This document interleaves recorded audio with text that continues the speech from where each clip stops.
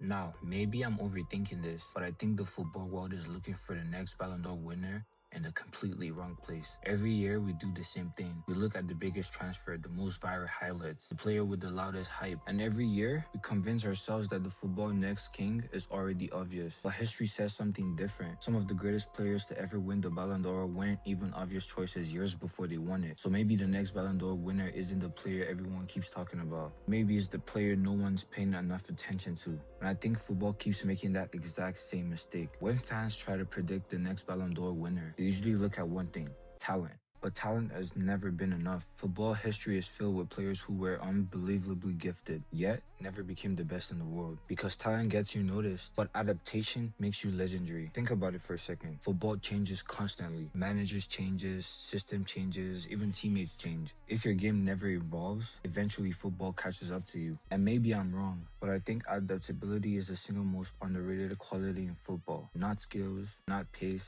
not dribbling, but the ability to reinvent yourself. That's why so many wonder kids disappear. They're incredible at 18, good at 21, but average at 25. Not because they get worse, because everyone else caught up. Meanwhile, really elite players keep adding something new every single season. A new pass, a new movement, a better understanding of space. Make calmer decisions under pressure. That's what separates hype from greatness. And I don't even think fans reward that enough. Instead, we reward moments. One amazing goal, one unbelievable dribble, one viral clip. Then suddenly, that's the next Ballon d'Or winner. Now tell me I'm wrong. Football fans fall in love with it too quickly. Sometimes a player has 6 incredible months and people start comparing him to legends who performed over a decade. Consistency has become underrated. Decision making has become underrated. Those things don't sound exciting, but Ballon d'Or winners almost always have them. Now here's where it gets interesting. The next Ballon d'Or winner probably won't become the best player overnight. It happens so slowly that most people won't even notice. One season, they're just really good. The next, they're carrying massive games. And suddenly everyone says, I always knew this guy was good. No, most people didn't. They just recognized greatness after it had already arrived. That's why predicting the Ballon d'Or is so difficult. You're not trying to identify the best player today. You're trying to identify who will improve faster than everyone else tomorrow. And I think that's where football gets it wrong. We assume development is linear. It isn't. Some players explode early, then plateau. Others quietly improve every season until one day they're impossible to ignore. That's why football is surprised when someone finally wins the Ballon d'Or. The signs were there all along. We were just looking somewhere else. So, who do I actually think has the best chance? Honestly, I'm less interested in naming one player. I'm more interested in the type of player. The one who's improving every season. The one adapting instead of relying on natural talent. The one whose biggest strength isn't highlight, it's growth. Maybe 5 years from now, we'll all pretend it was obvious, but history says it never is. And maybe I'm completely wrong. Maybe football is searching for the next Ballon d'Or winner in all the wrong places.